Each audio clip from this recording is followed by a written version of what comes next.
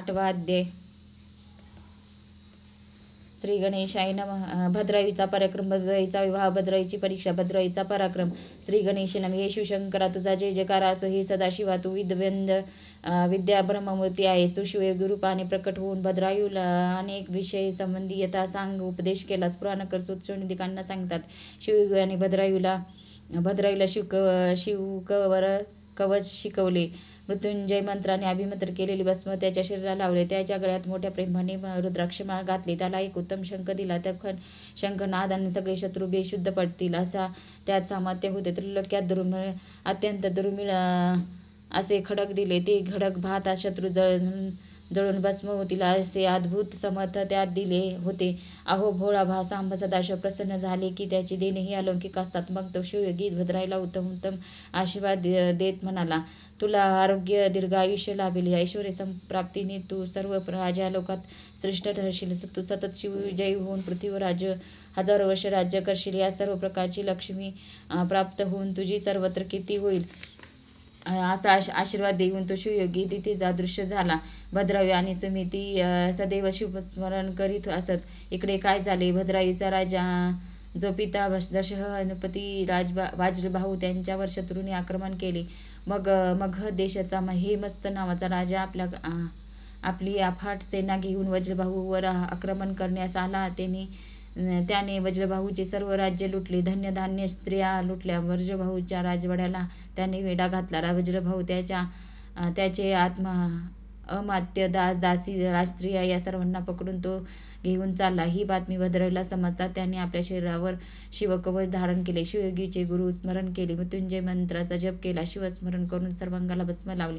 शिवयोगींनी दिलेला शंख व खडक घेतले. मग तो आपल्या मातेला वंदन करून म्हणाला, माझ्या पित्याला शत्रू पकडून नेत आहे. शत्रूला ठार मारून पित्याची सुटका करण्यासाठी मी जात आहे.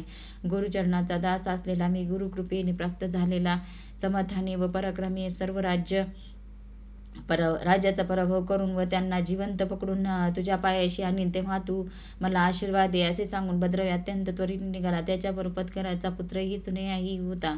एखाद्या विजेप्रमाणे भद्रायू धावत होता. गरुड जसा सापाच्या मागे काढीत जातो तसा भद्रायू जात होता. जणू सिंहाचे दोन छावे हरणाचा पाठलाग करीत होते. शत्रूचे सैन्य पुढे दिसतच भद्रायूने प्रचंड गर्जना केली. त्याने शत्रू सैन्यावर असंख्य अमोघ बाणाचा अक्षरशः पाऊस पाडला. शत्रूने मागे वळून पाहिले तेव्हा त्याने भद्रायू असून शिव विष्णूसारखे सूर्यचंद्रासारखे आपल्या तेजाने चमकत असलेले दिसले. शत्रू सैन्य बेशुद्ध पडले. त्याच्या खड्गाचे तेज पाहून शत्रूची पचावर धारण बसली. शत्रू सैन्याची कापाकापी करीत भद्रायू हेमस्त रथ जवळ आला. हेमस्त वज्रभाऊला पकडून नेत होता. भद्रायूने हेमस्ताला रथावरून खाली ओढले. त्याला लाथाबुक्याने अक्षरशः बदलून काढले. त्यावेळी हेमस्त भडाभडा रक्त ओकू लागला. भद्रायूने त्याला बांधून ठेवले. त्याची अर्धी मिशी भादरली. डोक्यावर 5 बटे काढले. शत्रूचे सगळे सैन्य कापून काढले. शत्रूने पळविलेली सगळी धनदौलत परत मिळवली. सर्व राजस्त्रिया सुटका केली. वज्रभाऊला व अमात्यांना मुक्त केले. भद्रायूचा तो अद्भुत पराक्रम पाहून वज्रभाऊने आश्चर्याने तोंडात बोट घातले. आपली सुटका करणारा हा वीर कुमार कोण आहे असा प्रश्न त्याच्या पुढे पडला. अत्यंत गहरलेल्या आवाजात वज्रभाऊ भद्रायूला म्हणाला, मला हा अपयशातून सागरातून वर काढणारा तू कोण आहेस? तू तर मला साक्षात कैलासनाथ देव किंवा वैकुंठनाथ वाटतोस. त्यावेळी सुटका करणारा भद्रायूला अनेक राजस्त्रियांनी ओवाळले. त्याला मनापासून आशीर्वाद दिला. भद्रायू सर्वांना म्हणाला, आता सर्वजण नगरीत चला. असे म्हणून भद्रायू पकडलेला शत्रूसह सर्वांना घेऊन नगरात आला. त्यांनी वज्रभाऊला पुन्हा राजसिंहासनावर बसवले. त्यावेळी नगरात मोठा फार आनंदोत्सव सुरू झाला. हातीवरून साखर वाटण्यात आली. सगळे नगरवासी आपल्या राजाला वंदन करीत होते. मग भद्रायू वज्रभाऊला म्हणाला, मी आता जातो. 3 दिवसांनी परत येईन. मग परत आल्यावर मी कोण आहे ते सांगेन. असे सांगून भद्रायू सुनेसह रथात बसून आपल्या आईकडे परत आला. सुमितीला वंदन करून त्यांनी सगळी हकीकत सांगितली. ते ऐकून सुमितीला व पदकरला अतिशय आनंद झाला. भद्रायूचा विवाह. इकडे तो शिवयोगी राजा चित्रगंध व सुमितीने पुढे प्रकट झाला. त्यांनी त्या दोघांना सगळा इतिहास सांगितला. तो म्हणाला, आपल्या पित्याला स्वतःच्या पराक्रमाने शत्रूच्या तावडीतून सोडविले आहे. तेव्हा तुम्ही अशा अशा अत्यंत पराक्रमी वीर पुरुषाला आपली कन्या कीर्तिमालिनी द्या व शूर असा जसा जमाता मिळवा. त्या शिववेगाचे हे शब्द ऐकता चित्रगंध व समितीनीला अतिशय आनंद झाला. त्यांनी अत्यंत आदराने त्या शिववेगाचे पाय धरले, त्याची षडोपचारी पूजा केली व ते म्हणाले, तुमचे शब्द आम्हा आज्ञेसारखे आहेत. आम्ही याच शुभघटकीला कन्यादान करण्यास तयार आहोत. मग त्यांनी वैश्य नगराला पदकराकडे विवाहासंबंधी सविस्तर निमंत्रण पाठवले. निमंत्रण मिळता सर्वजण विवाहासाठी निघाले. भद्रायू आपल्या मातेसह शिबिकेत बसला होता. सगळे जण चित्रगंधाच्या नगरीला आले. चित्रगंधाने समोर जाऊन सर्वांचे मोठ्या आनंदाने स्वागत केले. मंगलवाद्य गजरात वाजत गाजत मिरवीत तो सगळ्यांना घेऊन आपल्या राजवाड्यात आला. त्या विवाहासाठी देशोदेशी राजे महाराजे आले होते. वज्रबाहू आला होता. मदनांच्या पुतळ्याप्रमाणे दिसणारा भद्रायूला पाहून सर्वजण आश्चर्याने धक्क बसले झाले. वज्रबाहूने भद्रायूला पाहिले तो त्याला ओळख पटली. त्याने आपल्या संकटातून वाचलेल्या आपल्या गेलेले राज्य परत मिळवून त्याला दिले. तोच हा वीर आहे, पण हा कोणत्या देशाचा राजपुत्र आहे, याचे आई वडील कोण आहे, असे अनेक प्रश्न वज्रबाहूच्या मनात निर्माण झाले. तो धावतच पुढे गेला आणि भद्रायूच्या पाय धरला. भद्रायूला आपल्या बाहुभाषात घेतले. वज्रबाहूच्या डोळ्यातून अश्रुधारा वाहत होत्या. भद्रायूला विचारले, वीर पुरुषा, तुझा देश कोणता, तुझे नाव काय, तुझे माता पिता कोण आहे, तुझे गुरु कोण, सगळे मला सांग. त्याच वेळी चित्रगंध राजा तेथे आला. त्यांनी वज्रबाहूला एकांतात नेले व शिवयोगाने जे सांगितले होते ते सगळे त्यांनी त्याला सांगितले. शेवटी तो म्हणाला, भद्रायूचे पुण्य फार मोठे आहे, त्यामुळेच त्याला शिवयोगी भेटला. हा भद्रायू तुझा पुत्र आहे. हे ऐकून वज्रबाहूला मोठा पश्चाताप झाला. त्याचवेळी त्याच्या डोळ्यातून अश्रू वाहू लागले. त्याचवेळी तेथे आलेल्या समितीचे पूर्वीचेच दुःख आठवून रडू आले. राजा वज्रबाहू तिला म्हणाला, मला माझा अपराधाची क्षमा कर. माझ्यासारखा पापी आणि या पृथ्वीवर शोधून सापडणार नाही. मला क्षमा कर. आज तुझ्यामुळेच मला पुत्र व गेलेले राज्य मिळाले. माझा तू उद्धार केला आहेस. ह्या पुत्राच्या रूपाने बिंदूचा सिंधू केलास. आज तो मला ऋणी केले आहेस. सुमिती म्हणाली, यात माझे काहीच नाही. हा सगळा शिवकृपेचा महिमा आहे. आम्हाला शिवयोगाने आशीर्वाद दिला म्हणूनच हे सर्व घडून आले. थोड्या वेळाने भद्रायू तेथे आला. पिता पुत्राची भेट झाली. तो म्हणाला, शिवकृपेचा आनंद मिटण्यामुळेच शिवयोगाचे दर्शन झाले. त्याच्या कृपेनेच हे सगळे घडून आले. भद्रायू हा वज्रबाहूचा पुत्र आहे ही वार्ता वाऱ्यासारखी सर्वत्र पसरली. सगळ्यांनी अतिशय आनंद झाला. तो भद्रायूच्या व वज्रबाहूचा जय जयकार करू लागला. चित्रगंध व समितीने यांच्या आनंदाला पारावर उरला नाही. त्यानंतर भद्रायू व कीर्तिमालिनी यांचा मोठा थाटात विवाह झाला. 4 दिवस विवाह समारंभ चालूच होता. चित्रगंधाने तेथे आलेल्या सर्व राजांचा यथोचित सत्कार केला. भद्रायूला असंख्य वस्तू दान दिल्या. 2 लक्ष घोडे, अनेक हाती, दासी, अपाद्रव अलंकार अशा किती तरी वस्तू चित्रगंधाने भद्रायूला आदर म्हणून दिल्या. विवाह सोहळा संपल्यावर भद्रायू कीर्तिमालिनीसह सर्वांना घेऊन आपल्या नगरात आला. वज्रबाहू व सुमितीला पुनर्मिलनाचा जो आनंद झाला त्याचे वर्णन किती करणार. असा हा आनंद, असे भाग्य जन्मोजन्मी केलेले केवळ शिवपुरुषजनांनीच प्राप्त होतो, हे सांगावयास हवे का. काही दिवसांनी वज्रबाहूने भद्रायूला राजसिंहासनावर बसवले. राजा सगळा राज्यकारभार त्याच्या स्वाधीन केला. सगळी काही व्यवस्थित पार पाडलं. वज्रबाहू सुमितीसह तपचरणासाठी हिमालयात गेला. भद्रायूने आपल्या वज्रबाहूला सगळी पृथ्वी जिंकली.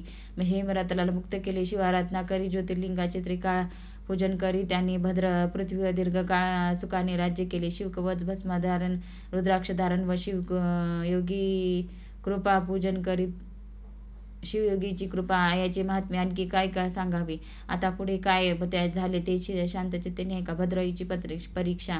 एक दिवस भद्रायू आपल्या पत्नी कीर्तिमालिनीसह वनक्रीडा करण्यासाठी गेला. त्यावेळी एक मोठा अद्भुत घटना घडली. त्याने पाहिले, एक ब्राह्मण व त्याची पत्नी आरडाओरड धावत होती. एक भयंकर वाघ त्याचा पाठलाग करीत होता. राजा धाव, आमचे रक्षण कर, अशा हाका मारीत होती. हाक ऐकताच भद्रायूने आपले धनुष्य सज्ज केले. इतक्यात वाघाने त्या दोघांना गाठले. त्यांनी ब्राह्मणाच्या बायकोला पकडले व ती बिचारी वाचवा असे ओरडत होती. त्याच क्षणी भद्रायूने एक ब्राह्मण त्या वाघाला मारला.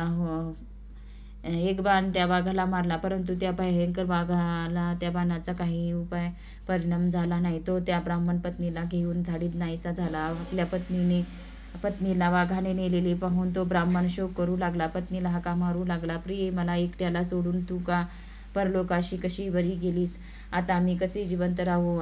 राजा भद्रायूचा अधिकार करत होतो. ब्राह्मण म्हणाला, अरे राजा, तुझी सगळी शास्त्रे कुठे गेली? तुझ्या गुरूंनी तुला तलवार दिली होती, तीही कुठे गेली?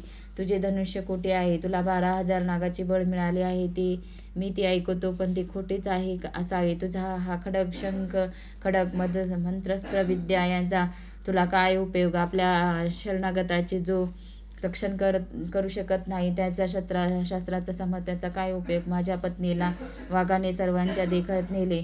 आता पत्नीशिवाय घर म्हणजे अरण्यच. माझ्या पत्नीने तुला हाका मारल्या. मी तुला शरण आलो होतो, पण माझ्या पत्नीला वाचवण्यासाठी तू काहीच केले नाही. सज्जनाचे वास्तव्य नसलेला आश्रम किंवा गाव असून नसल्यासारखा, जेथे शिवकीर्तन होत नाही तेथे फक्त आनंद श्रोता असून काय कामाचे? शंकरांना भजणारा व ब्राह्मणाचे रक्षण न करणारा श्रीमंत मनुष्य व्यर्थ जगतो. आई वडिलाची सेवा न करणारा मुलगा केवळ भूमार ठरतो. त्याप्रमाणे शरणागताचे रक्षण न करणारा, संकटातून न सोडविणारा राजा हा नुसताच नावाचा राजा. तू सुद्धा तसाच आहेस.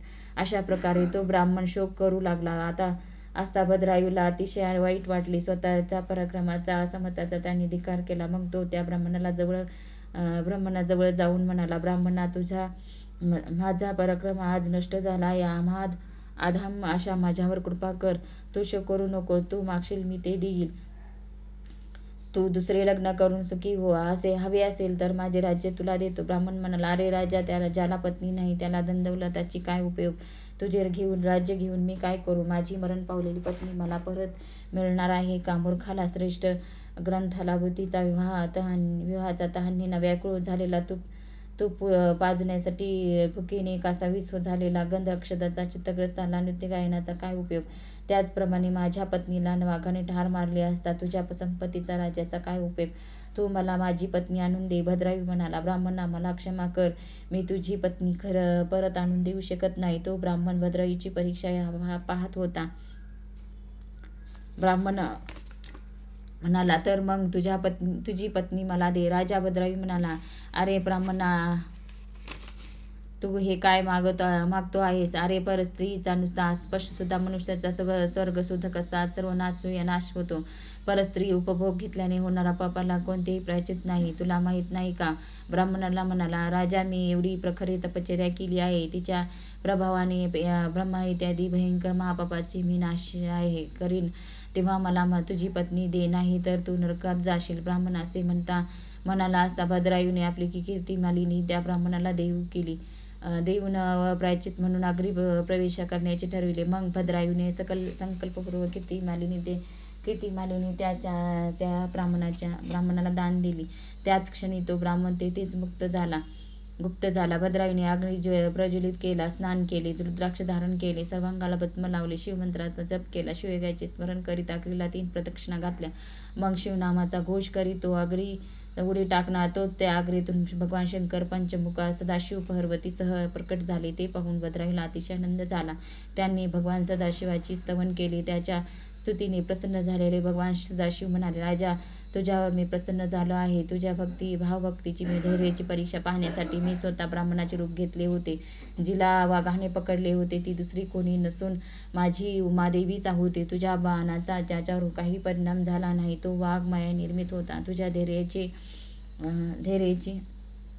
परीक्षा पाहण्यासाठीच मी तुझ्या पत्नीची मागणी केली होती. तुझी कीर्ती या कीर्तिमालिनीचा व तुझ्या भक्तीने मी संतुष्ट झालो आहे. तुला हवा असेल तर वर माग. राजा भद्रायू म्हणाला, प्रभू, आपण मला प्रत्यक्ष दर्शन दिले हाच मोठा वर आहे. आपण वरदात्यामध्ये श्रेष्ठ आहात. मला आपल्याकडून दुसरा कोणताही वर मागवायचा नाही. माझी एकच इच्छा आहे. माझी माता, पिता, पदकर, वैश्य व त्याचा पुत्र सुनिय या सर्वांना आपण कैलासपदाला न्यावे. यांना आपल्याजवळ आश्रय मिळावा. भगवान सदाशिव कीर्तिमालिनीला म्हणाले, तू काहीतरी वर माग. तेव्हा ती म्हणाली, माझी माता सिमितिनी व पिता चित्रगंध यांना आपल्या जवळ कायमचे राहावयास मिळावे.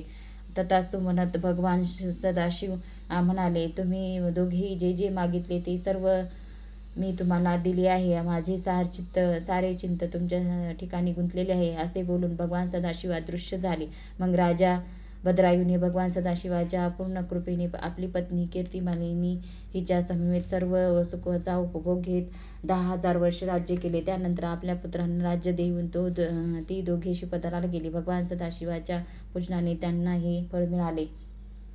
असे हे भद्रायू आख्यान परमपूरणदायक असून त्यांच्या श्रवणाने सुयश दीर्घायुष्य लाभते, सर्वत्र कल्याण होते. या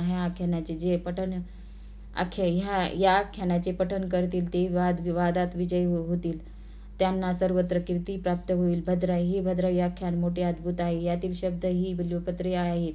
ती सदाशिवाला वाहिली असता मनुष्य संसार सागर तरून जातो. भद्रायू आख्यान कैलास पर्वत आहे, त्याला पारायणरूपी प्रदक्षिणा घातल्या असता मनुष्य निष्पाप होतो.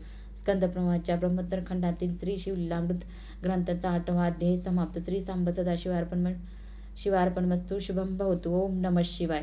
ओम नमः शिवाय. ओम नमः शिवाय. ओम नमः शिवाय.